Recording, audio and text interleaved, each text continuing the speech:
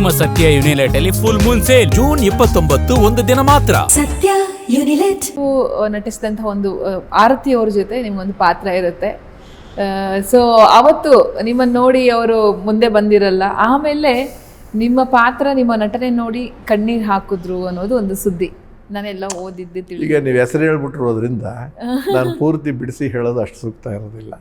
ಅದರಲ್ಲಿ ಏನೇನೋ ನಡೀತಿರಲಿ. ಅದೇನಾಯಿತು ಅಂದರೆ ಅವತ್ತು ನನಗೂ ಕೊಬ್ಬಿತ್ತು, ಅಹಂಕಾರ ಇತ್ತು ಅಂತ ಕಾಣಿಸುತ್ತೆ. ಅವರು ದೊಡ್ಡ ನಟಿಯಾಗಿದ್ದರು, ಯಾವುದೋ ಒಂದು ಪಿಕ್ಚರ್ನಲ್ಲಿ ಪಾತ್ರ ಮಾಡಬೇಕಾಯ್ತು, ಹಂತಕನ ಸಂಚು ಅಂತ ಕಾಣಿಸ್ತದೆ. ಅವರು ಇದ್ದಾರೆ ಈಗಲೂ, ಅದರಿಂದ ಕೇಳಿಸ್ಕೋಬೋದು, ತಪ್ಪಾಗದು ಬೇಡ.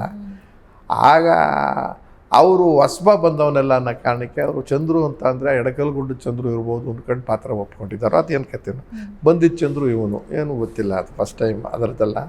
ಅಂಥ ಟೈಮ್ನಲ್ಲಿ ಆಗ್ತಿರ್ಬೇಕಾದ್ರೆ ನಾನು ನಾಟಕದಿಂದ ಬಂದವನು ಮೈಮ್ನ ಸ್ಪೆಷಲಿಸ್ಟ್ ಆಗಿದ್ದೆ ಅಷ್ಟೊತ್ತಿಗೆ. 80 ಕಳೆದ ಮೇಲೆ ಮಾಡಿದ್ದು ಹಂತಕನ ಸಂಚು.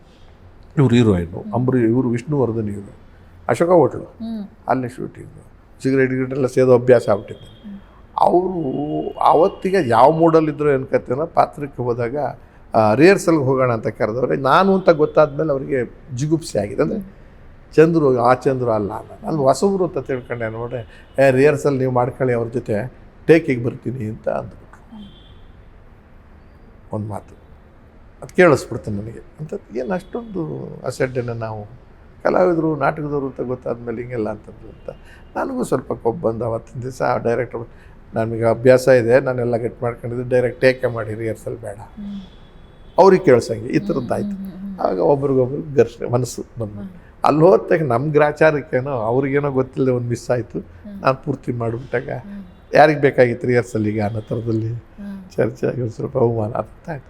ಅವ್ರಿಗೆ ಬೇಜಾರಾಗಿ ಸಿಟ್ಟು ಮಾಡ್ಕೊಂಡು ಈ ಥರ ಮಾಡಿದ್ರಲ್ಲ ಅಂತ ಅನಿಸಿತ್ತು. ಆಗ ಹೋಗಿ ರೂಮಲ್ಲಿ ಕೂತ್ಕೊಂಡು ನಾನು ಹೇಳಿದೆ, ಇಷ್ಟು ಘರ್ಷಣೆ ಆದಮೇಲೆ ಮಾಡೋದು ನಾನು ಮಾಡಬೇಕಾಗಿತ್ತು, ಟಿಟ್ ಫಾರ್ ಟ್ಯಾಟ್ ಅಂತ. ಆ ದೃಷ್ಟಿಯಿಂದ ಮಾಡಿಬಿಟ್ಟೆ, ನಂದು ತಪ್ಪಿದೆ.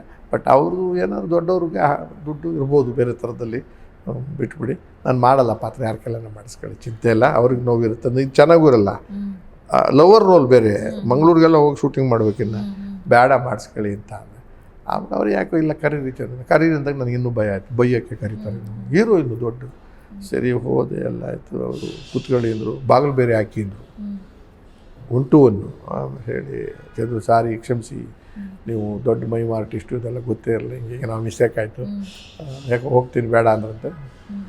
ಐ ರಿಯಲೈಸ್ ಇದೆ, ಪ್ಲೀಸ್ ಕೂತ್ಕೊಳ್ಳಿ, ಪಾತ್ರ ಮಾಡೋಣ ಅಂತ ಸಮಾಧಾನ ಮಾಡಿ ಕರ್ಕೊಂಡು ತಿರ್ಗಿ ಪಾತ್ರ ಮಾಡಿ ಕಾರ್ ಹೇಳ್ಕೊಡೋಕ್ಕೂ ಅವರೇನೆ ನನ್ನ ಡ್ರೈವಿಂಗು ಎಲ್ಲ ಕಲಿಸಿದ್ರು ಮಣಿಪಾಲಲ್ಲಿ.